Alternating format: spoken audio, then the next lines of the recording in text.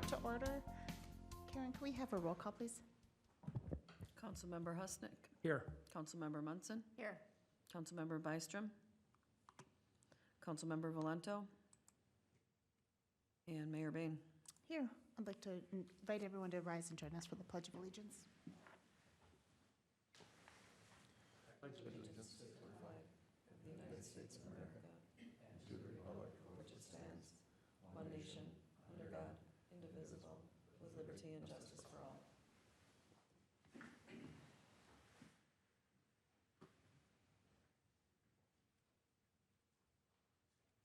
Is there anybody for open forum? And nobody online either? All right. Move on. Our first item tonight is the downtown water study presentation. Patrick or Dan, is anyone teeing this up, or are we jumping right in? Just for reference, I don't know how long it's been since we authorized last year sometimes, the stormwater study for is this the downtown? And we shared the cost with the watershed district. And we were concerned about how development would happen downtown if stormwater was going to be challenging, and then if stormwater was going to be too expensive for developers to come in. And some of the solutions, hopefully the plan will bring forward, we'll talk about tonight. Welcome, Tim. Glad you're here. Thank you. Yeah, we'll wait for the presentation to come up here. I'm Tim Olson with Bolton & Menk, Water Resources Engineer. Thank you, Mayor and Council, for the invitation tonight to give you an update. The plan was really initially brought to light with redevelopment and current development in mind. City of Forest Lake has a rich history in development, we know that, and moving from residential and gridded streets all the way into downtown redevelopment now, over the course of 100 years is pretty amazing. And so as this downtown area redevelops and we have all of the stormwater regulation that comes with that, developing a plan and establishing a framework for how stormwater requirements are going to be met was pretty critical in, as part of that catalyst for redevelopment.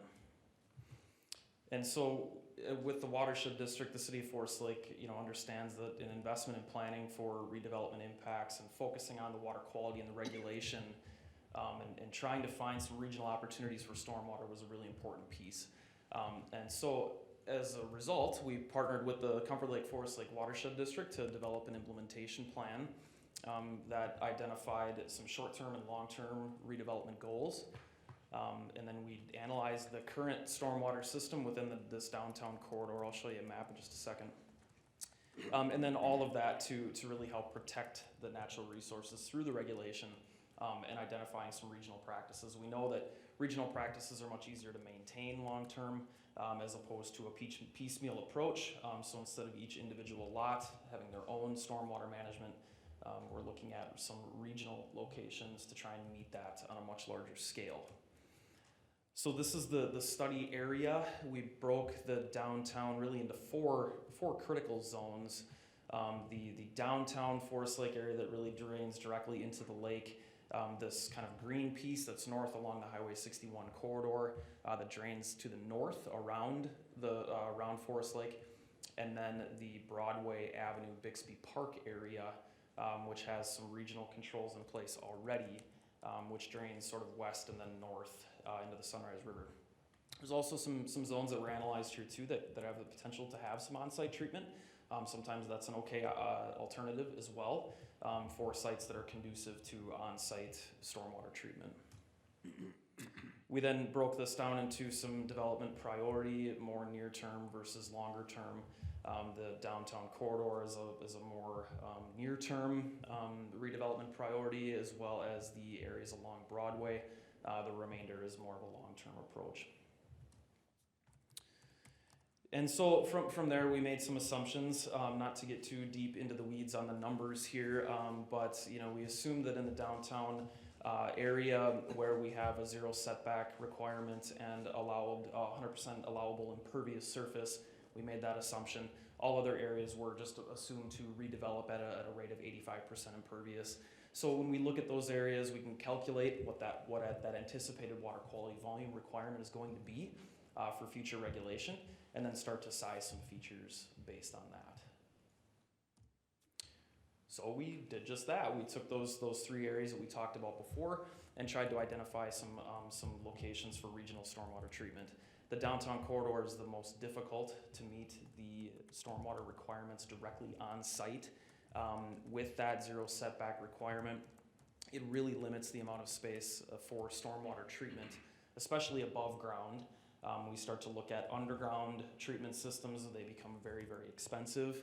And then also we have elevation issues because the lake is really right there.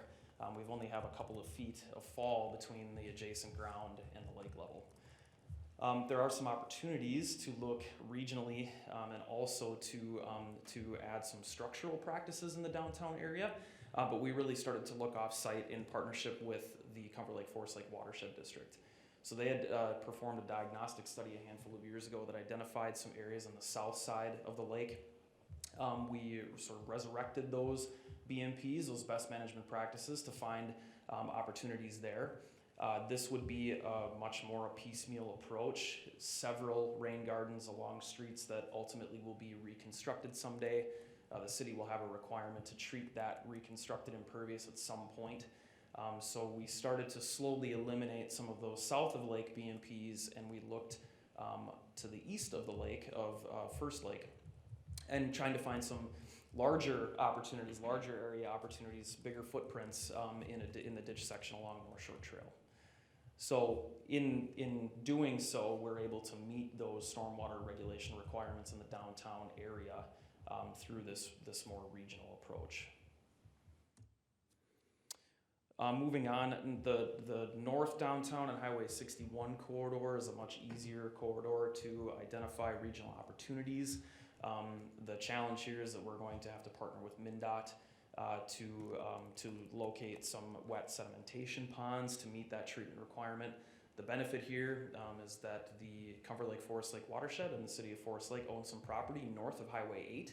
These ponds could be used in the median, in that Highway 861 interchange median, to treat some stormwater.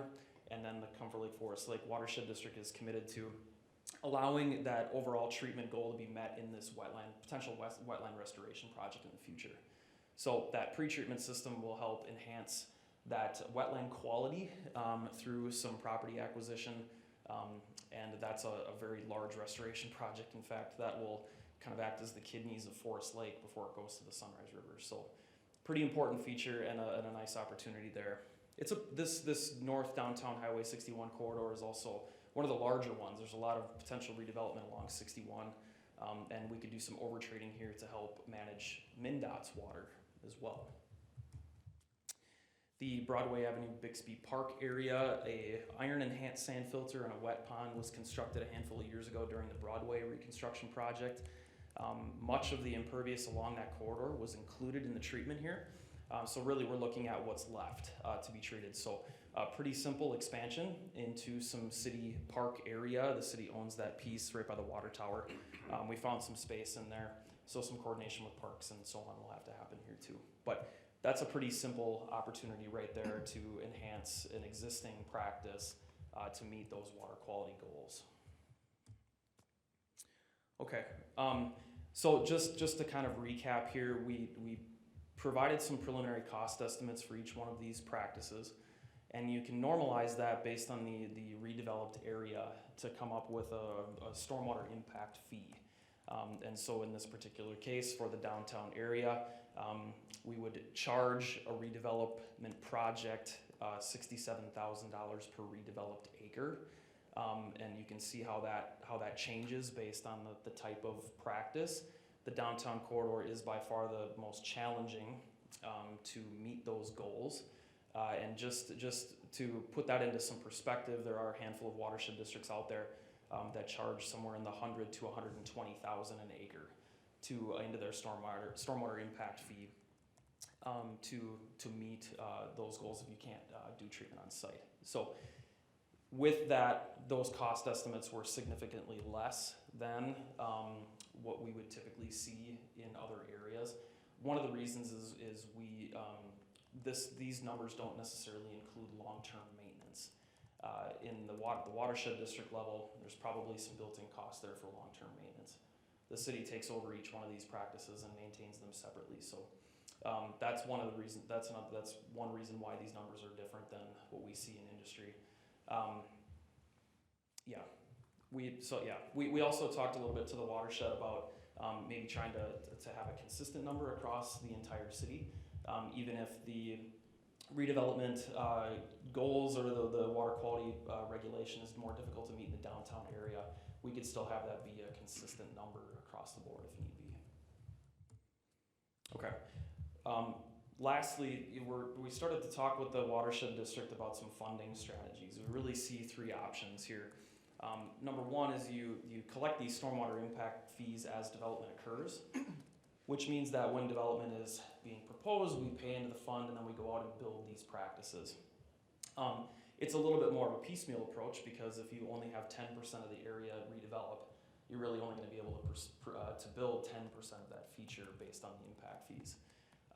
And so the city would also be making some investment in the final design in that approach. Okay. The second approach would be to invest in the construction of those practices prior to redevelopment.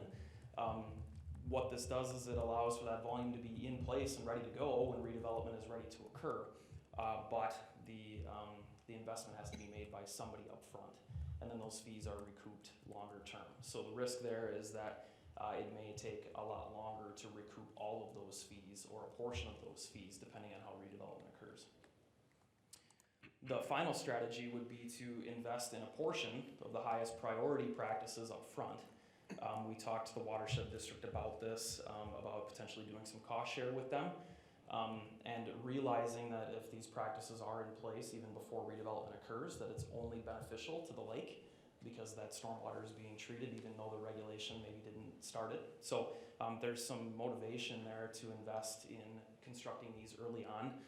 Some other strategies may be bonding or the stormwater utility to generate those funds initially. So option 3 seems to be the best one. Ideally all of those practices are constructed prior to redevelopment. It could be a catalyst too, to inspire some redevelopment, but having that all in place really will make that permit process much easier. That's all I've got. Any questions?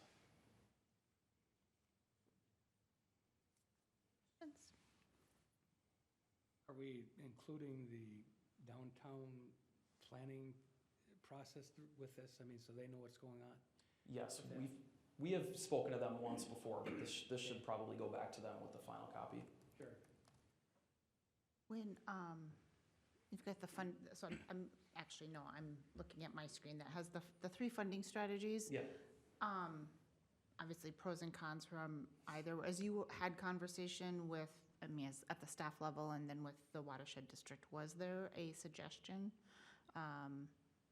or a kind of a leader that would come out as a recommendation? I think number 3 definitely emerges as the winner, to be honest with you. And the cost share opportunity through the watershed district was presented by staff and confirmed with the board that would be a viable opportunity. So I think that partnership is really really strengthening, and the board has been eager to see a plan like this for redevelopment, because of how challenging it is to meet that regulation in the downtown area. Just give a brief overview of where the board is at on this plan.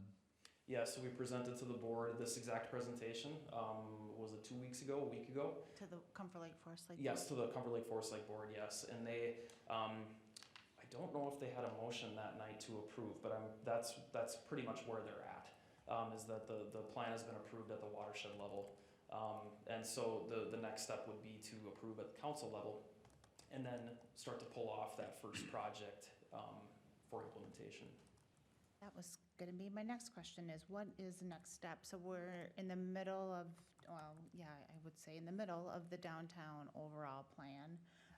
How does this fit into that, and kind of what specific next steps? I think that we definitely have to reconnect this plan with the downtown plan to to understand how they relate to each other. But then since the watershed district is interested in cost sharing with us, I think we have to outline what the projects in order of what they need, when they need to fall, and then determine how we're going to fund those. I'll tell you, and we'll talk a little bit about stormwater later, but the stormwater utility can't afford to do this. That's for other projects. So I would probably say that it would have to be some kind of a bonding issue with a recoup through the earlier mentioned developmental fees that we charge to developers. I think that's the way to go. But we need to identify which projects go first, when they go, and what's the most advantageous. So in regards to the specific downtown area too, you don't have to go build all the stuff that's been identified in one project. You can do a portion that you foresee that, okay, I think this block right now is a high potential development. What area would we need to offset the rules for the watershed district? So you could just go forward with that single project in 1 year, and then maybe nothing happens for 5 years, then something's starting to pick speed up again, then you could go build the next one too. So it doesn't, at this, how we were able to work through the process with the watershed district, it's not something that all has to happen at once.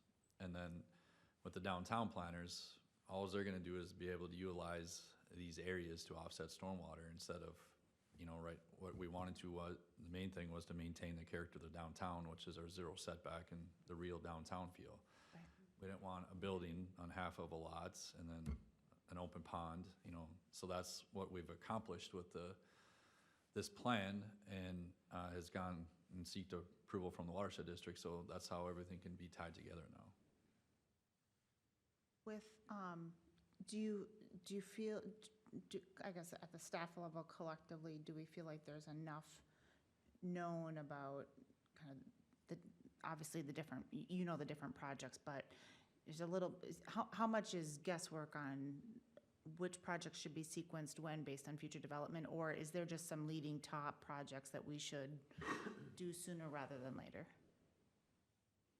I think the downtown should be the focus for sure. So those practices, I can go back up here. These ones, yeah. On the right-hand side of the screen, those east of Lake BMPs, that would be a great place to start. Would be a really great place to start. Those are relatively simple to construct. They all have outlets. The elevation and the grades all work. We've done some preliminary sizing. So given that these are all in right away, following the natural topography, these should be pretty easy to build, really. And to Ryan's point, they don't all have to necessarily be built. Maybe there's a stockpile where we can redevelop 5 acres or 3 acres of downtown corridor initially, just to kind of, again, be a catalyst. And then as those redevelopment fees are brought in and we can recoup some of those costs, maybe the first couple of projects are a grant through the watershed district, then there's momentum, and it should be pretty easy to fund the future projects. It gets to be really tough when you only build a portion of a practice and have to expand it later. So the goal here would be to try and come up with a funding strategy to build the entire thing, so that we're ready to go. That'll be the most cost efficient. Do we have a sense or feedback from developers, projects, or maybe Bolton and McNoses from others, projects of how much having this in place is a catalyst for development, or how much are we removing as far as a barrier? Do we have some sense? It's maybe probably anecdotal, but any feedback you might have in that regard? I'm just going off quick memory, but Lighthouse Lofts, when that Yes. redeveloped, we were around somewhere $250,000 for underground stormwater treatment there that they had to pay privately to meet the rules and requirements of the watershed district. One property. We've seen even on municipal projects too in the past where they get delayed because the stormwater impact fees are so expensive. So having some pre-planning done already and streamlining that permit process could have massive implications on timing. Great. Do we have, I know we talked about the downtown group.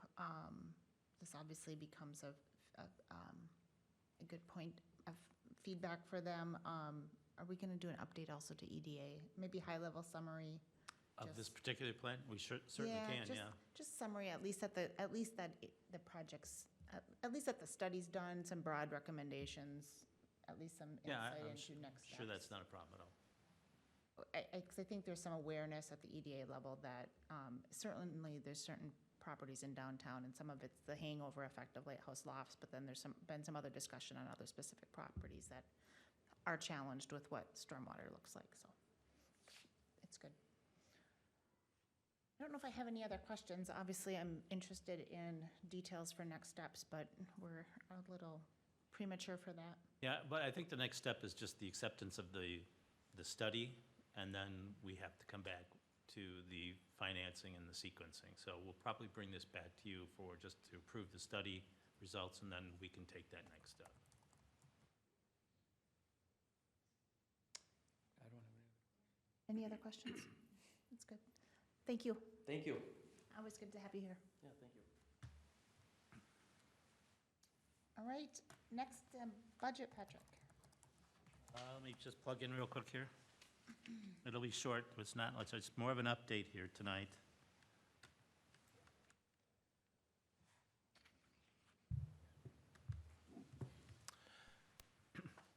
Yeah, I just thought after our recent discussions, I would provide an update on where we're at.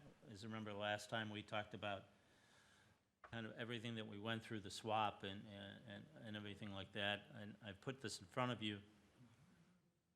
What do I have to do?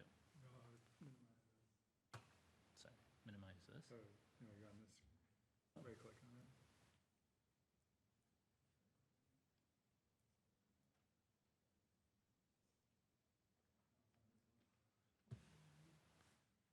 Now what do I gotta do?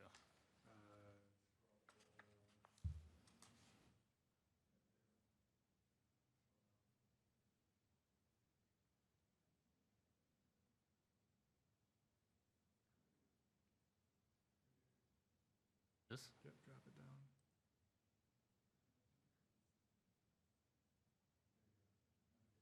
Keep changes. Sorry about that. I can get rid of this. Yep.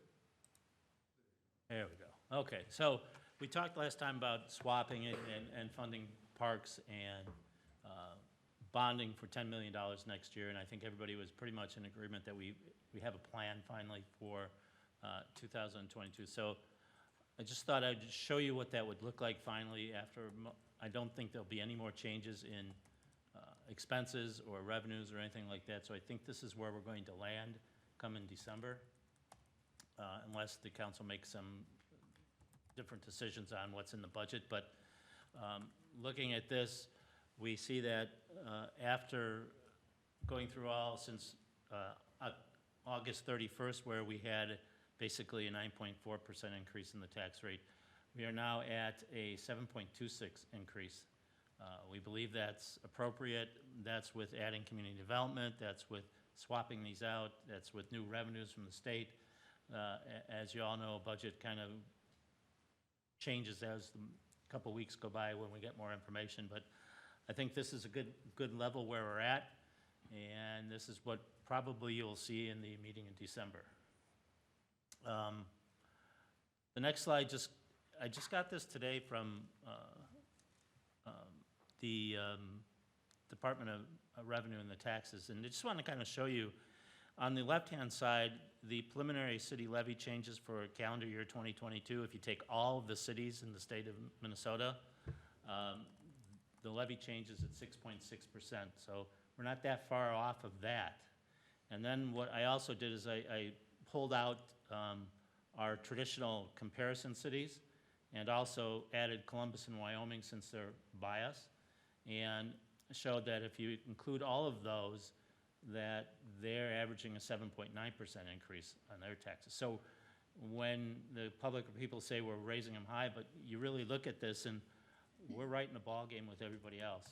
It shows you that what kind of demands are out there, what kind of revenues are out there, and the challenges that not only us, but these other cities are facing.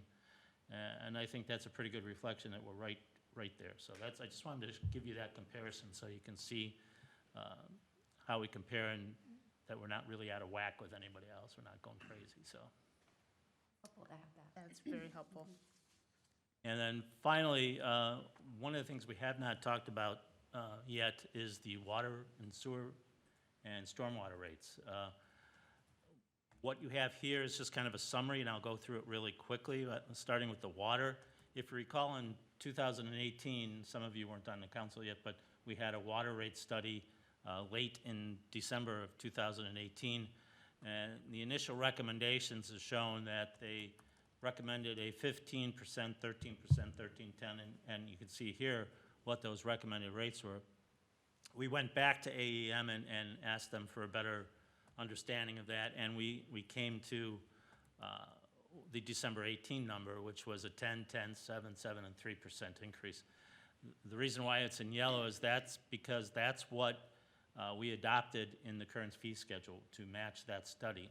And you see below, the current fee schedule shows that for this past year, we had a 7% increase. We're recommending a 7% in '22 and a 3% now in 2023 if we follow the AEM recommended rates. However, if you look at working through the financial plan, we always ask Ellers to update those information, and they're seeing it a little bit different. They're seeing an 8% recommendation for this year, a 6, and then a series of 5% increases. It's not significantly different. I mean, if you look at the rates at the end of 2028, it's a $47.69 minimum versus a $45.90. So it's not a significant difference no matter which way we go. So I wouldn't recommend going to an 8% this year. Just, I want to understand that further. Is the Ellers number just a number they're using in their model, or is it more of a broad rate study? It's a model based on the information that we've given them for expenses and what we anticipate. So it's a pretty accurate number. Is it an equivalent process to what we did with the rate study? I think it's more comprehensive, actually. More comprehensive. I think, and AEM only looked at the water. They didn't look at stormwater. They didn't look at sewer. They just looked at water. And if you recall, at the time, the water fund was in pretty poor shape. And so, being that you've taken some action in the past few years, it's in better shape. But also, the Ellers plan is anticipating new expenses and water towers and things like that that were never considered before. So, the thing about water rate studies is they're fluid, obviously, and they change from year to year. So before we would come back to you next year and ask you to either go to a 3% or 6%, we'd probably have that updated to make sure we're on the same task. But I think 7% is the recommended one, and it still holds true. Again, if we get anything different, if we lower that, we start to impact some of the future projects that we have to have, and we don't want to do that. We've gone a long way, been pretty successful in basically rescuing the water fund from itself. And as long as we can keep the task, we're almost at the place where we're seeing just a inflationary increase on a year-to-year basis instead of having to jump the rates 15, 13, 10%. That's the goal here, is to keep those water rates as steady as possible so we're not spiking them. Questions on the water at this point? I think this is very similar to what you just said. I too am not too concerned about the difference between 7% or 8% in this 1 year. I think it's more of what is the ongoing rate. Is Yes. the ongoing rate closer to 3% or is the ongoing rate closer to 5%?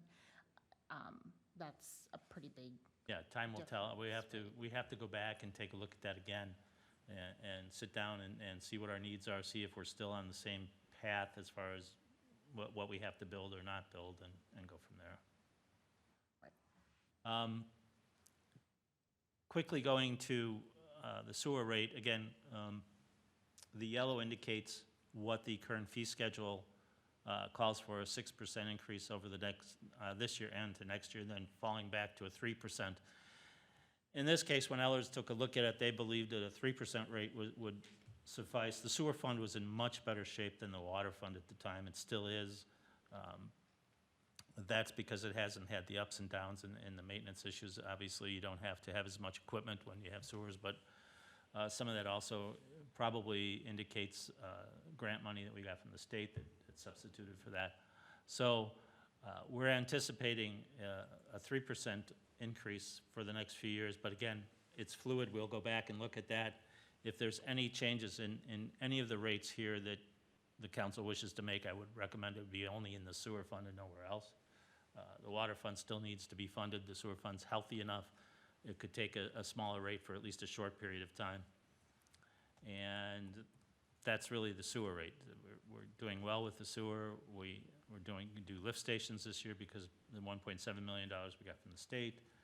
So it's in a good shape. And again, we'll have that reviewed next year as well as when we sit down with Ellers continuing the financial planning. And finally, stormwater. Stormwater is also similar to the water fund a few years ago. It's not in great shape.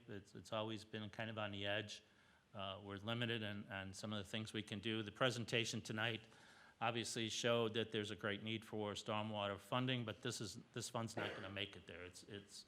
There's no way you can raise the rates big enough or large enough to cover some of those expenses we're talking about. So that's why in the long run, we're going to be talking about grants and bonding and things like that for those major downtown projects. Or, like I mentioned at the last meeting, possibly the southern regional pond that we've talked about and asked the legislature for $5 million, which we're going to meet with the committee on Thursday to review that. So hopefully we're in the ballgame for that 5.7 or whatever $1 million it was. So we're hopeful there. But what this shows is the current rate for 2021 is $48. That's up from the $40 that was originally in 2018. We've been slowly increasing to try to stabilize this fund.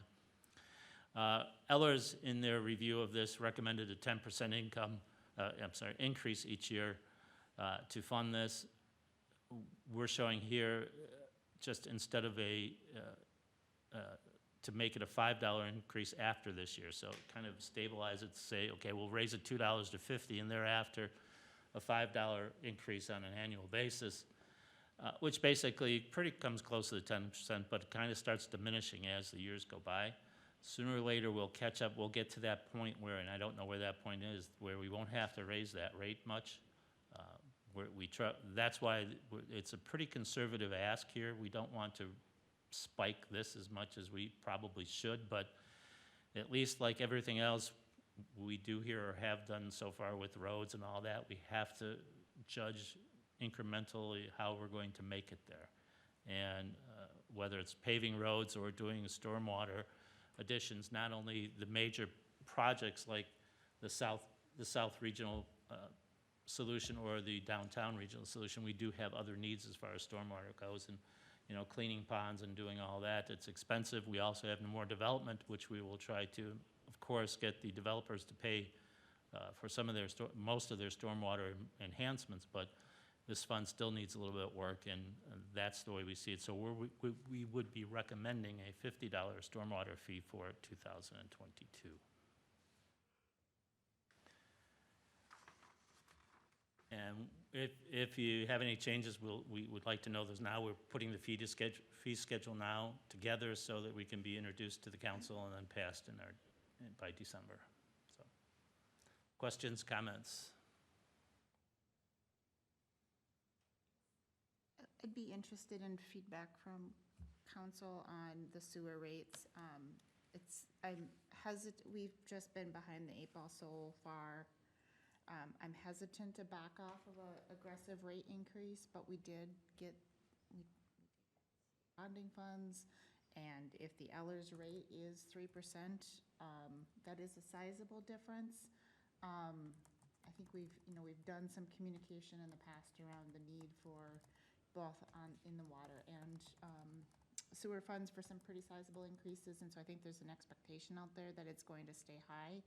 But if indications are that that's maybe a bit aggressive, I'd rather give that relief sooner rather than later. But again, I'm only going to support that if heads unanimously nod that that's a good idea and that now is the right time for that. If the council wishes to decrease the rate to 3%, I don't see that majorly affecting the sewer fund at this point. Obviously, we try to review these on an annual basis so that if we have made a bad recommendation, which I don't think it is actually, we can adjust that. But I think we're at the point with the sewer fund that we would be safe with the 3%. I would never say don't rate, I hate to say this publicly, but never raise your rates, but you need to raise your rates to follow inflation and costs, just like any other business. So I think at this point, if the council wishes a 3% increase, it would be at least a safe one, and not jeopardizing the fund balance or the long-term health of the sewer fund. About the Met Council and the, Yeah, the Met Council's not reflected in the sewer rate. They are, we just pass through some of those charges to the Met Council. Whatever they raise their rates, we pass those through so we just directly. pass them on rather than. Yeah, we don't increase them or we don't pay for them, but we pass them along. In 2021, it was a flat rate, they didn't increase any, and then in 2022, it'll be a $500,000 increase in charges, so they fluctuate, and it goes off of your usage. So we know in June what the charges will be for the following year. They charge basically a year behind, so they'll use last year's totals for the following year's rates. But the point is, that number isn't reflected in No, here. that we, again, like Dave said, we don't know what that's always going to be. We don't know, we can't predict year to year to year.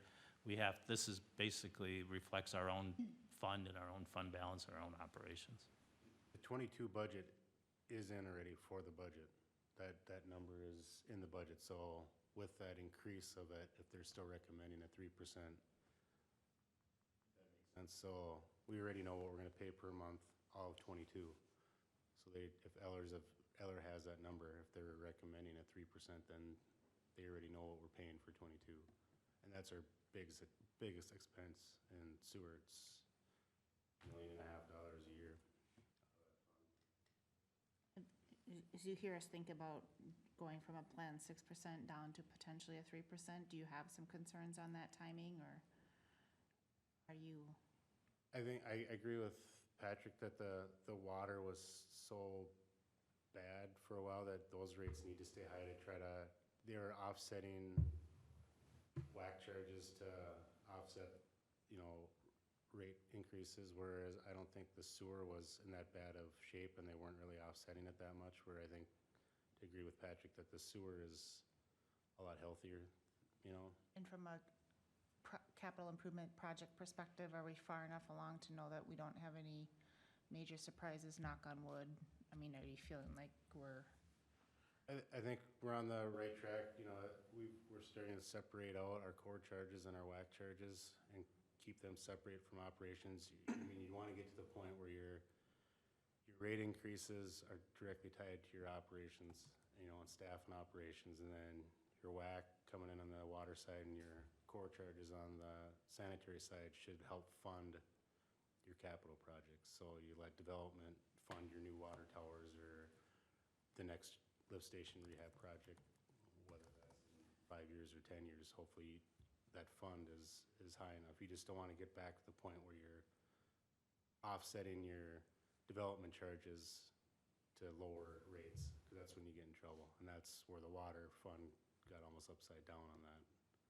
That's why those percentages are so high, to try to get back to where those rates are covering your operations. Oh, we weren't even getting maintenance done. That was the problem. Yep. We were way behind on the maintenance on the treatment centers, or treatment plants, rather.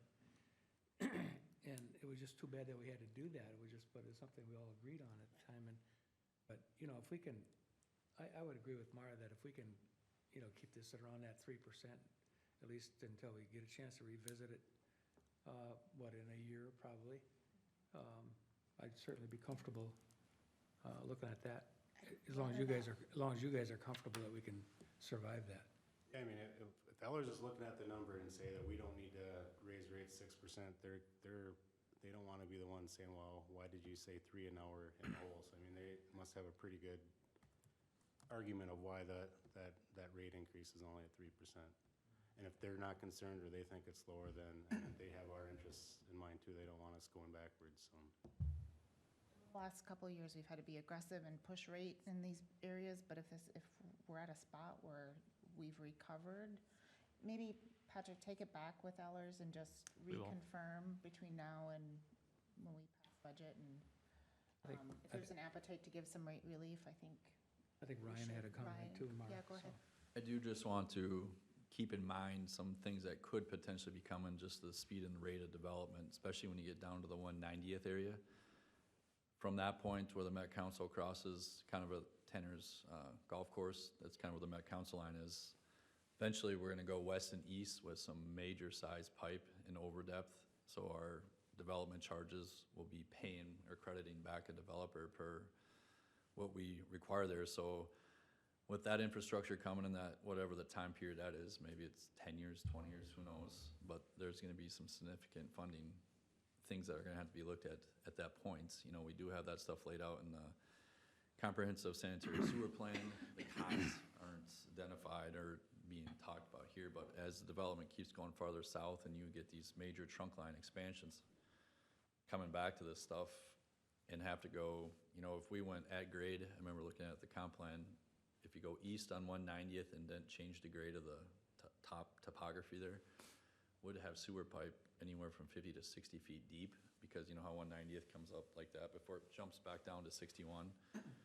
So there's a whole lot of things that got a landscaping change in that area to get that pipe, which will eventually serve by gravity all the way across Highway 61. What's the first road north? Granada, and up in that area. So, but that's gonna be some big pipe, very deep, and developers are really responsible for what's to serve their development. So they're gonna get overcharge requirements and credits back. Just things to think about long-term too. And that's finding why, that's why we're finally getting to the point where the SAC and WAC charges are beginning to come off of operations and towards capital improvements. That's what they're there for.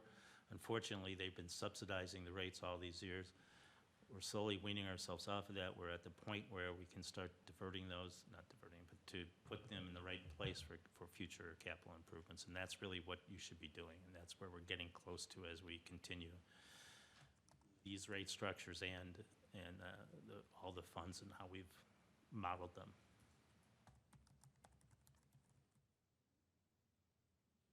You'll find us open to a lesser number if that's, Yeah. yeah.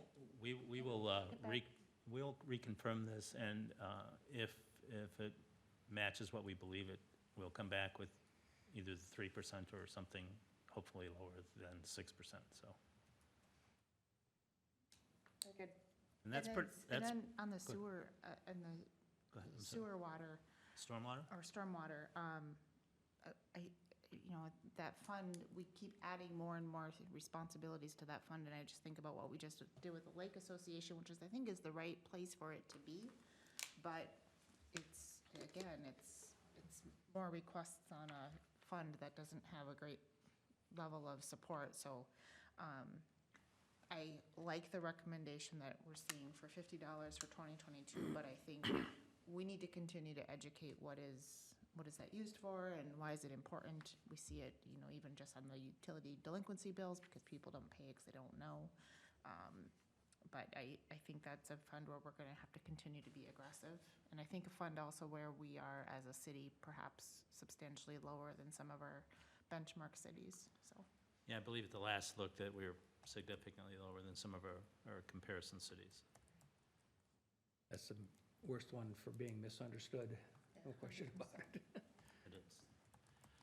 And that's really all I have for the budget. I don't believe there's any other major changes coming or any other adaptions to the budget. So come December, I think you'll pretty much see what you have here, other than the sewer increase that we need to go back. But that's the tax is what that's going to be, and the rates are going to be how we outlined it. And I think we've covered everything that in the budget process that we've gone through with the positions and with the swapping and all of that. So I think we're in a good spot, or the council should be comfortable, unless you have major questions on adopting the budget when December rolls around.